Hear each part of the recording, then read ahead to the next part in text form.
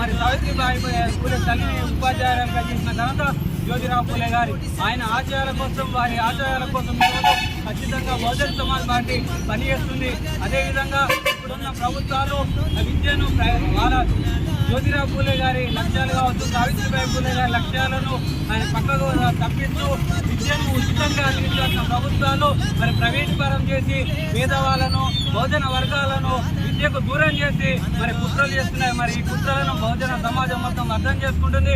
అదేవిధంగా మొన్న స్కాలర్షిప్లు మరి ఫీజు రియంబర్స్మెంట్ కూడా ఈ ప్రభుత్వాలు ఇవ్వకపోవడంతో విద్యార్థులు మరి ఒక రోజు ధర్నా కార్యక్రమాలు కూడా చేయడం జరుగుతుంది. ఇటువంటి నిర్లక్ష్య ధోరణి ప్రభుత్వాలు మరి నిర్వహించారని, అట్లా నిర్వహించకపోతే ఖచ్చితంగా బహుజన సమాజం ఆలోచిస్తుంది.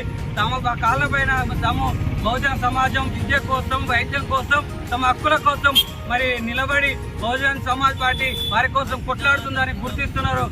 మరి ప్రభుత్వాలు చిత్తశుద్ధితో విద్యను, వైద్యాన్ని మరి పేద వర్గాలకు, బహుజన వర్గాలకు, ఆ సమాజానికి సమాజ నిర్మాణం కోసం విద్యా వైద్యాన్ని అందించాలని ఈ సందర్భంగా మరి మహనీయురాలి జయంతి సందర్భంగా మేము బహుజన్ సమాజ్ పార్టీ తరఫున ఈ ప్రభుత్వాలను డిమాండ్ చేస్తున్నాం. జోహార్ సావిత్రిబాయి పూలే, జోహార్ సావిత్రిబాయి పూలే.